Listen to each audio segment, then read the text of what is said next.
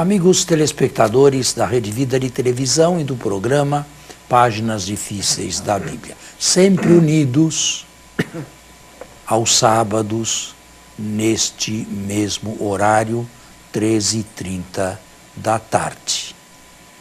É um programa que vai ao ar de longa data, muitos anos, nem eu mesmo sei exatamente, eu me recordo quando foi que ele começou, mas eu tenho a impressão que é um programa que faz bem a muita gente. Um estudo de nível superior da Bíblia, da Sagrada Escritura. Tudo bem, Padre Anselmo? Graças a Deus. Tudo na santa paz e sempre é um prazer enorme, uma alegria muito grande estar aqui com o Senhor, partilhando juntos e aprendendo para prolongar a minha teologia cada vez mais, a minha teologia bíblica, através dos seus ensinamentos e partilhando um pouquinho de tudo aquilo que sabemos com os nossos queridos telespectadores. Muito bem. Nós temos que abrir um novo parênteses. O autor da carta aos Hebreus, no seu capítulo 5º, afirma que Jesus elevou orações com grandes gritos e lágrimas a Deus. Certamente ele tinha diante dos olhos esta cena do Getsemane. Só que continua dizendo, e foi atendido por causa da sua reverência. Os evangelistas mostram claramente que não foi atendido. E então, como explicar esta aparente contradição? Alguns quiseram ser radicais. Foram aos manuscritos e afirmaram que no início da tradição manuscrita deveria estar e não foi atendido. Mas, no decorrer da mesma, um escriba escrupuloso, como não foi atendido? Deus não foi atendido? Retirou imediatamente o não do texto. Esta explicação é fraca. Ela cai por terra porque nós não conhecemos nenhum manuscrito da carta aos Hebreus onde esteja escrito e não foi atendido. Todos os manuscritos da carta aos Hebreus dizem ele foi atendido. Portanto, do ponto de vista da crítica textual, cai por terra esta negação. Como explicar o fato? Alguns o explicam da seguinte maneira, e eu vou ser rápido para não tomar muito o nosso tempo. Quando Jesus começou a rezar, ele começou a rezar com toda a sua natureza humana, com o susto, com a confusão, com a angústia e apavorado. E realmente ele pediu que a hora se afastasse dele, que não sobreviesse a ele essa hora aí. Mas foi lendo no silêncio de Deus, ao repetir as mesmas palavras, diz o texto aqui que nós já lemos, que Deus não iria atendê-lo. E então foi acrescentando, não a minha, mas a tua vontade seja feita. Isto é, a atitude de Jesus se foi modificando do início para o meio e o fim da oração. No início da oração, a natureza humana de Jesus falava mais alto. No meio e no fim, ele cedeu e aceitou plenamente a vontade de Deus. E realmente nós não vemos mais esta agonia em todo o resto da paixão, Jesus lutando para que a hora se afastasse dele. Isto foi apenas nesse momento aqui. Joaquim Jeremias, um exegeta famoso, protestante, mas bem conceituado e de muito conteúdo, nos dá a seguinte opinião. Ele não foi atendido no sentido que Jesus sofreu realmente a paixão. Mas esta era a sua primeira afirmação. Indo mais a fundo, Joaquim Jeremias se modificou e disse que ele foi atendido, sim, mas em que sentido ele foi atendido? No sentido de pedir a própria vitória. E nesse sentido ele foi atendido, pedindo a própria vitória. Acontece, porém, que uma leitura atenta do texto não mostra Jesus pedindo a própria vitória. Mostra um Jesus angustiado, apavorado, medroso. Como é que esse Jesus pede a própria vitória? Ele não pede a própria vitória, ele pede para escapar daquele momento terrível em que ele se encontrava. Joaquim Jeremias vai mais adiante. Ele foi atendido, mas ele foi atendido num outro nível, num nível superior. Sempre para explicar a carta aos Hebreus, e foi atendido. Ele, de início, pediu a libertação da morte, que ele não entrasse na morte. Neste nível não foi atendido, a sua oração não chegou a Deus, ou melhor, Deus não a atendeu, mas o fez entrar por dentro da morte e sair do outro lado vitorioso. Neste sentido mais amplo e mais elevado, Jesus foi atendido. Padre, o leitor, o nosso amigo, irmão telespectador, atentamente observando a sua explicação, ele poderia chegar a um questionamento, sobretudo quando o senhor pontuou o grau da evolução da oração e do pedido de Jesus. No início, um pouco mais estreito, depois se enlarguecendo. No início, um grito mais humano, depois espiritual. Deus em evolução? Isso combina? Deus em evolução? Não, o homem em evolução. O homem Jesus em evolução.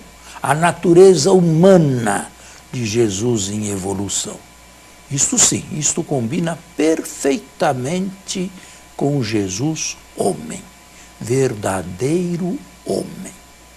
E é neste sentido que o evangelista descreve a paixão. Não um Deus sendo pregado na cruz, mas um homem sendo... De resto, o cristianismo não é a religião de um homem Deus, é a religião de um Deus que se fez homem. Certo? Então, esta é a explicação que dou, mas eu precisaria acrescentar uma outra coisa. Jesus, no final da sua oração angustiante, apavorada e solitária, entregou tudo nas mãos de Deus e no final não queria mais outra coisa a não ser a vontade de Deus. A oração tem o poder de modificar não Deus, mas modificar o ser humano. Tem este poder aqui. Sim. Eu começo num nível e depois vou me modificando à custa de rezar e, sobretudo, de uma oração angustiante. Certo? Agora, é preciso tomar cuidado. Jesus apresentou a sua prece a Deus, a sua angústia a Deus, com uma mão, mas não levantou com a outra exatamente e, sobretudo, no final da oração, a solução que ele entrevia. Esta mão aqui, de início estava elevada, afasta de mim esta hora, foi cedendo, cedendo, cedendo, e no fim ficou apenas esta. Se não for do teu agrado, que esta hora venha sobre mim. E nós devemos aprender com Jesus também a oferecer os nossos sofrimentos, os nossos tormentos a Deus, mas não com a segunda mão a nossa solução. O problema é este e a solução é esta. Isto não é rezar com atenção e com reverência. Isto é querer torcer o pescoço de Deus. E isto não se faz nem com a oração. Ele não nos atende desta maneira. Ele não nos atende sob pressão. Deixemos que Ele mesmo nos dê a solução como, quando e de que forma Ele quiser. Vamos fazer um intervalo e já voltamos. Anselmo, estamos no segundo bloco. Eu fui bem claro? Alguma pergunta, alguma intervenção? Ou podemos continuar? Justamente na sua última explicação, quando o senhor, através da simbologia das mãos, nos explicou que, por um lado, Jesus elevou o seu pedido ao Pai, demonstrando até a sua dimensão humana, mas, por outro, ele não apresentou a solução. Apresentou-a no início, afasta de mim esta hora. Sim. Mas depois... Depois ele retirou. No ato de retirar essa outra mão e deixar que o Pai fosse livre, foi um ato de acreditar na providência de Deus? A gente poderia entender desse modo? Poderia, perfeitamente. Jesus se entregou inteiramente nas mãos de Deus. E interessante, eu já disse, mas repito, a esta cena aqui, nós damos o nome de agonia. Depois, durante todo o resto da paixão, desaparece a luta de Jesus com Deus. Padre, por que é que o quarto evangelista não descreve esse momento de agonia tão assim, prontamente? Porque ele tem uma outra visão. Porque ele tem a visão da divindade de Jesus. Então o quarto evangelista, quando resolveu compor a sua obra, ele tinha muito mais ferramentas cristológicas do que Marcos? Ele tinha mais teologia do que propriamente história. Ele não foi infiel à história. Os fatos nus são os mesmos, mas ele foi a fundo na cristologia elevada, na cristologia alta. Antes, já estamos quase encerrando este texto aqui, não é? Mas antes de encerrá-lo, eu queria dizer uma coisa. Esta cena do Getsemane se tornou uma cena escandalosa para a igreja. E por quê? Porque os opositores ao cristianismo, a começar pelos judeus daquela época, diziam que este é o vosso Deus, e apavorado deste jeito, não é capaz de ir de maneira digna de encontro ao seu destino, não foi capaz de imitar Sócrates. Conta ao nosso telespectador, você sabe como foi o fim de Sócrates? Glorioso, majestoso, um homem que chegou até o tribunal de cabeça erguida. E como foram os últimos minutos? Está lembrado? É. A filosofia está um pouquinho atrasada na minha cabeça. Pois é, Platão quem nos diz. Senhor disse até o último momento, deu todas as instruções a seus discípulos, o que deviam e o que não deviam fazer. Depois de tudo decidido e organizado, tomou com segurança as mãos no cálice da cicuta, o bebeu de uma vez só até o fim e pediu para que o pusessem na cama e o cobrissem. E assim morreu. E Jesus, olha aqui. Humanamente falando, uma vergonha. Olha aqui, uma cena escandalosa. Como resolver isso? Como resolver? Talvez duas concepções diferentes da morte. Para Platão, que descreveu a morte de Sócrates, a morte é uma libertação da alma com relação ao corpo mortal, com relação à matéria. Para um semita, a morte é uma destruição. Mas aqui se vê também que esta cena não foi inventada. Foi uma cena dura e difícil, um osso duro para a igreja das 2, 3 primeiras gerações aceitarem. O Filho de Deus, o Senhor do Universo, viver e lutar com a morte desse jeito. Quando outras pessoas que jamais aspiraram à divindade foram tranquilas de encontro a ela própria. Quero apenas dizer que o texto não foi inventado. Nos sinóticos ele é múltiplo atestado? Não tenha dúvida nenhuma. Paulo e João não Paulo não descreve a paixão de Jesus. João fala o contrário, que Jesus se entrega livremente porque ele quis. Certo? Continue agora a leitura. Paramos no verso 39? Eu não sei. E afastando-se de novo, orava dizendo a mesma coisa. Uma ladainha. E ao voltar de novo, encontrou-os dormindo, pois seus olhos estavam pesados de sono. E não sabiam que dizer-lhe. Vindo pela terceira vez, disse-lhes, ironicamente, dormi agora e repousai.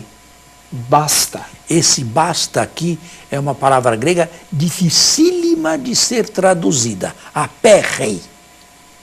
Pronto. Tudo consumado. Eu traduziria, o preço já foi pago. Isto é, a máquina infernal que iria consumir Jesus já estava em andamento. Aperrei. Uma palavra difícil de ser traduzida, repito. Mas aqui foi traduzida de uma maneira leve, de uma maneira suave.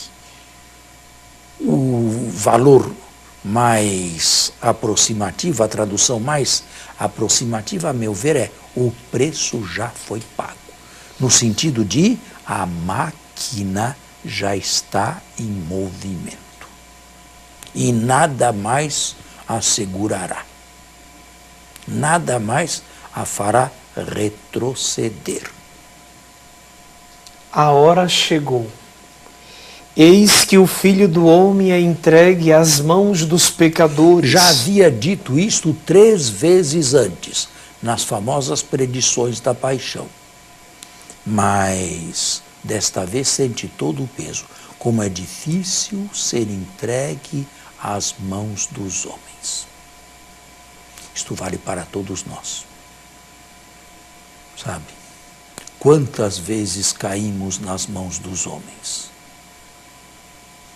E os homens são cruéis. E os homens não têm dó, não têm piedade. Isto aconteceu com Jesus também, que caiu definitivamente nas mãos dos pecadores. Levantai-vos, vamos. Vamos aonde? Acabou. Toda esta agonia acabou. Eis que o meu traidor aproxima-se. Traidor. Não é a palavra mais, não é a palavra mais. Traidor significa aquele que trai. Judas não traiu nenhum segredo de Jesus. Ele entregou Jesus. A tradição, as traduções melhor, traduzem aí por traidor, mas é melhor aquele que entregou, aquele que o entregou. Agora, o verbo entregar tem uma valência teológica grande também. Judas entregou Jesus. Pedro também. Não, Pedro não entregou, Pedro traiu, Pedro negou. Negou. Os sinedritas entregaram Jesus a Pilatos. Pilatos entregou Jesus à cruz. Jesus entregou a sua vida nas mãos de Deus. Deus o entregou para todos nós. E nós repetimos este verbo em toda a fórmula da consagração. Na noite em que ia ser entregue. É uma palavra-chave também, que deveria ser escrita e grifada. Então, da entrega de Judas Até à entrega do Pai a nós. Até a entrega do Pai. Depois do movimento da ressurreição. Exatamente. Profundo isso. Vou tatuar aqui dentro. Faz isso você também. Vai. E imediatamente, enquanto ainda falava, Judas chegou, um dos 12, com uma multidão trazendo espadas e paus, da parte dos chefes dos sacerdotes, escribas e anciãos. Bem, chegou Judas, um dos 12. Em todas as listas de apóstolos, nos evangelhos e nos atos, aparece Judas como último, aquele que entregou Jesus. Padre, se não me falha a memória, João fala de soldados que vieram com Judas. Fala de soldados romanos. Só João. Até que ponto podemos ratificar a presença dos romanos no processo de captura de Jesus? Eu acho, pessoalmente, que João aqui tem a lembrança de alguma coisa verdadeira. Ou seja, que não apenas os judeus estavam interessados em saber quem é Jesus, mas Pilatos também. Pilatos também queria saber quem era Jesus, a ver se era um perigo para Roma, um perigo potencial ou não. E talvez as duas partes tenham colaborado na captura de Jesus. Mas isto é apenas João. Nós temos que encerrar novamente o nosso programa. Ele é curto, mas ele é denso. Eu vou indo devagar e espero que os telespectadores estejam aproveitando e fazendo bom uso da paixão de Jesus, lembrando-se, foi por causa desta paixão que eu tenho a esperança da vida eterna. Um bom final de semana a todos. A você e a sua família, um bom sábado, um bom domingo, uma boa semana. Fiquem na paz do Senhor.